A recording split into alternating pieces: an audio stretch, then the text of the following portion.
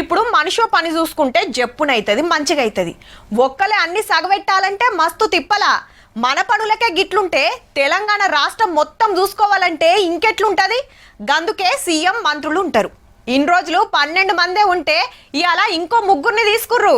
అది సుత జిల్లాలు ప్రాంతాలు సామాజిక వర్గాలకు న్యాయం చేస్తట్టు. గా కార్యం చూడాలంటే చలో Raj Bhavan. I, Dr. Gaddam Vivek Venkateswamy, do swear in the name of God that I will bear true faith and allegiance to the Constitution of India as by law established. అనే నేను అడ్లూరి లక్ష్మణ్ కుమార్ అనే నేను వాకిటి శ్రీహరి అని నేను ఇవాళ 3 మంత్రులైనరు. Vivek Venkataswamy sir, Adluri Laxman sir, Vakati Srihari sir. 3 సుత MLA ఆవుడు ఇదే ఫస్ట్. 2 ఎస్సీలు, 1 బీసీ. రాజ్భవన్ లో మొదలు వివేక్ సార్ తోటి ప్రమాణం చేపించిండు governor Jishnu Dev sir.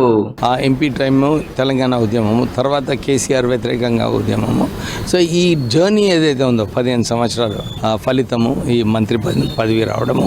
So definitely కాకా వెంకటస్వామి గారి పేరు నిలబెట్టుకుని ముందుకు పెద్దలు కాకా వెంకటస్వామి తోవల నడుస్తున్న వివేక్ సారు 2009లో పెద్దపల్లి ఎంపీగా గెలిచి తెలంగాణ కోసం తెగించి కొట్లాడిన లీడరు.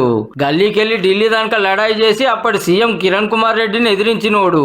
పార్టీలు జెండాల కంటే పబ్లిక్ కు మంచి చేసే ముఖ్యమని నమ్మిండు. బీఆర్ఎస్ గవర్నమెంట్ మీద కాళేశ్వరం ప్రాజెక్టు కరెక్ట్ కట్టలేదని ఫైట్ చేసిండు Vivek sir. Visakha charitable trust పేరుతో ఎన్నో సేవా కార్యాలు చేసి 2023లో కాంగ్రెస్ లోకి వస్తే చెన్నూరు పబ్లిక్ బంపర్ మెజార్టీతో అసెంబ్లీకి తోలిండ్రు. ఇక పార్లమెంట్ ఎన్నికల్లో సారు కొడుకు వంశీ సారు పెద్దపల్లి ఎంపీగా గెలిచిండు. వివేక్ సార్ కు మంత్రి పదవి వచ్చుడుతోటి కాంగ్రెస్ కార్యకర్తలు అభిమానులు ఫుల్ ఖుషీలు ఉన్నారు. ఉస్మానియా యూనివర్సిటీలో సంబరాలు చేసిండ్రు.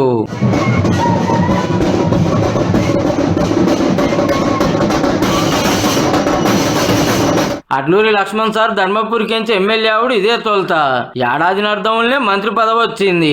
మొదటి కాంచి కాంగ్రెస్ పార్టీలనే ఉండి ఎన్నో పదవులు చేసిండు.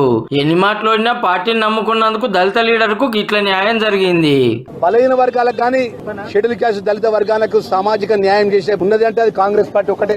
మక్తల్ ఎమ్మెల్యేగా గెలిచిన శ్రీహర్ సారు సర్పంచ్ కాంచి మంత్రి పదవి దానికి వచ్చిండు.